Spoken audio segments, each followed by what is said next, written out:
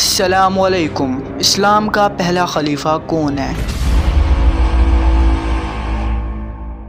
یہ امت کا سب سے بڑا مسئلہ ہے اور یہی وہ مسئلہ ہے جس سے شیعہ اور سنی کی دراڑ کی شروعات ہوتی ہے۔ یہ اسلام کا وہ مسئلہ ہے جس پہ صدیوں سے بحث چلی آ رہی ہے کہ حضرت محمد صلی اللہ علیہ وسلم کے بعد امت پہ سب سے زیادہ حق کس کا ہے؟ کیا حضرت محمد صلی اللہ علیہ وسلم نے کسی کو امت کا لیڈر بنایا تھا؟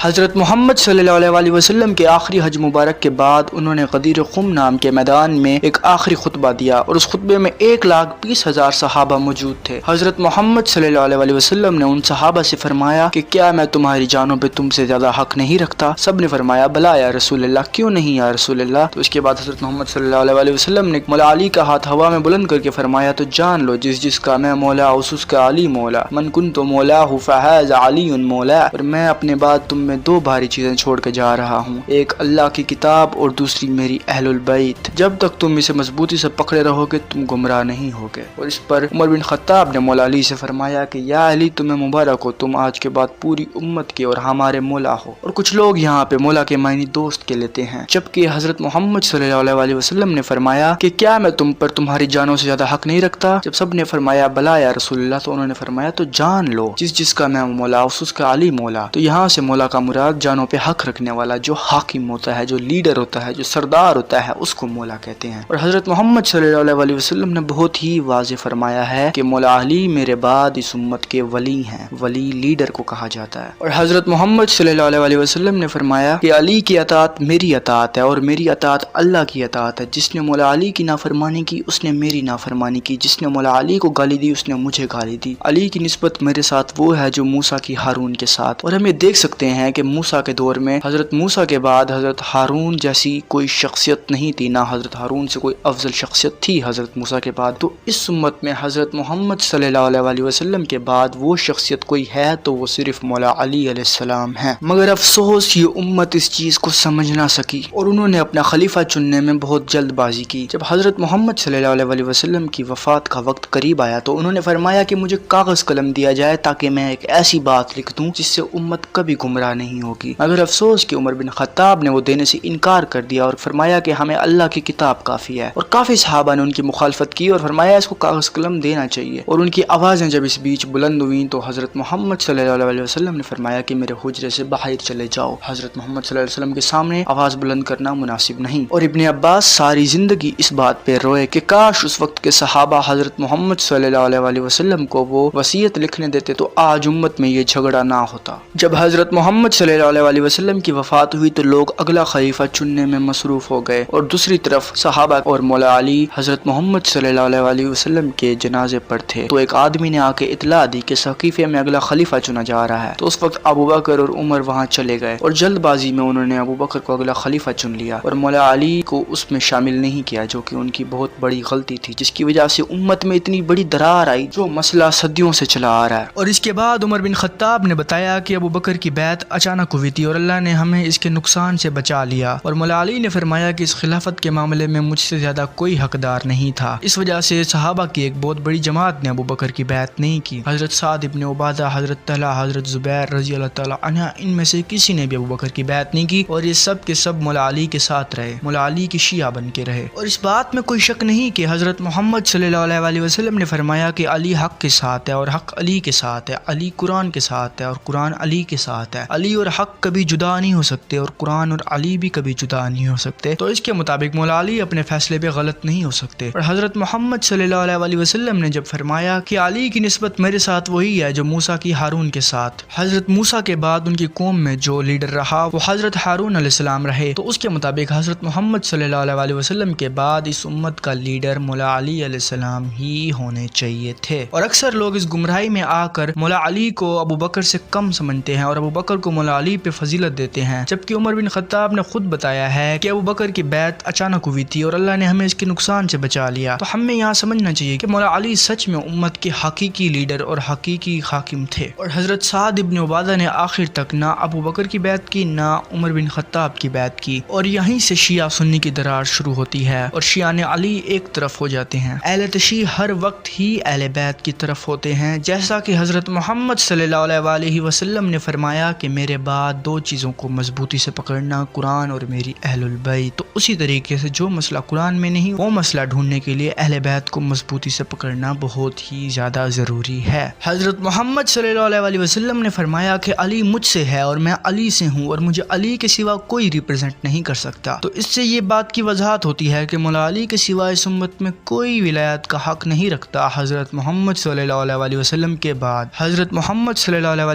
بعد اگر کوئی امت کا لیڈر ہے تو وہ صرف مولا علی ہیں۔ اور حضرت محمد صلی اللہ علیہ وسلم نے فرمایا کہ علی اور اس کے شیعہ آخرت کے دن کامیاب ہوں گے۔ امت کو چاہیے کہ جب بھی کوئی اختلاف ہو تو وہ اہل بیت کی طرف ہو جائیں، کیونکہ حضرت محمد صلی اللہ علیہ وسلم نے اہل بیت کو مضبوطی سے پکڑنے کا حکم دیا ہے، تو اہل بیت کو چھوڑ دینا بہت ہی بے وقوفی کا کام ہے۔ قرآن میں اللہ تعالیٰ نے اہل بیت کے بارے میں فرمایا کہ ہم نے ان سے ہر گناہ کو پاک کر دیا جیسا کہ یہ حق رکھتے ہیں۔ اہل بیت ہر گناہ سے پاک ہیں، اور اہل بیت کو فالو کرنا بھی قسمت والوں کے نصیب میں آتا ہے۔ جب حضرت محمد صلی اللہ علیہ وسلم نے فرمایا کہ علی کی اطاعت میری اطاعت ہے اور علی کی نافرمانی میری نافرمانی ہے، تو مولا علی کس طرح کسی حکومت کے انڈر ان کے حکم مان سکتے ہیں، جبکہ مولا علی سے زیادہ کوئی ولایت کا حق رکھتا ہی نہیں۔ اور حضرت محمد صلی اللہ علیہ وسلم نے تو اپنے آخری حج کے بعد ہی مولا علی کو ہم سب کی جانوں پہ حق رکھنے والا بنا دیا تھا، تو اس بات میں کوئی شک کرنے کی بھی گنجائش نہیں۔ حضرت محمد صلی اللہ علیہ وسلم نے فرمایا کہ میں علم کا شہر ہوں اور علی اس کا دروازہ۔ کوئی شخص کیسے بنا دروازے کے کسی شہر میں داخل ہو سکتا ہے؟ قرآن اور اہل بیت کا ذکر اگر کوئی آج کر رہا ہے تو وہ صرف اہل تشیع ہیں، اور باقی لوگوں نے تو اس حدیث کو دبا دیا اور وہ حدیثیں اس کے بدلے میں دکھانا شروع کی جس کا کوئی تعلق ہی نہیں ان کی معتبر کتابوں سے۔ قرآن اور سنت کو انہوں نے مشہور کیا، جبکہ قرآن اور اہل بیت میں حضرت محمد صلی اللہ علیہ وسلم سب سے پہلے آتے ہیں اور ان کی سنت بھی سب سے پہلے آتی ہے۔ قرآن اور اہل بیت حضرت محمد صلی اللہ علیہ وسلم کی سنت سے ہی شروع ہوتے ہیں اور مولا امام حسین اور مولا امام حسن کے صبر اور قربانی پہ ختم ہوتے ہیں۔ مگر پتہ نہیں کیوں اس امت کو اہل بیت سے اتنا بغض ہے، اور اس امت میں تو ایسے بھی پائے جاتے ہیں جن کو یزید سے بھی محبت ہے۔ آخر کیوں؟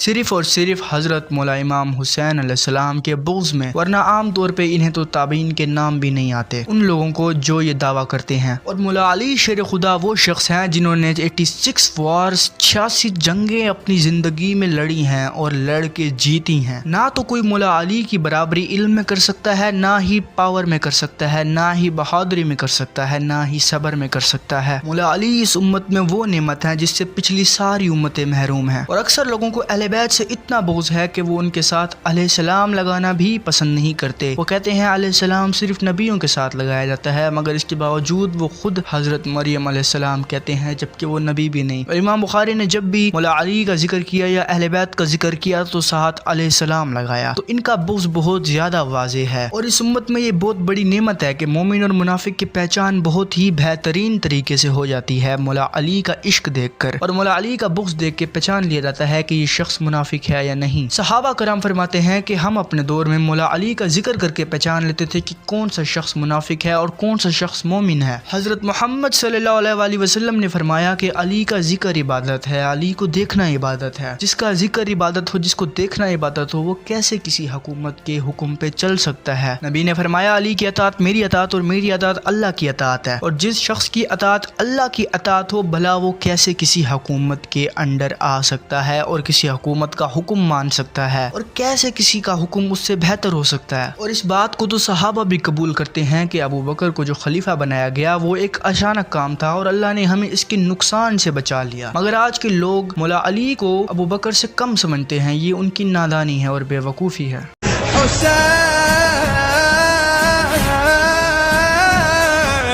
حسین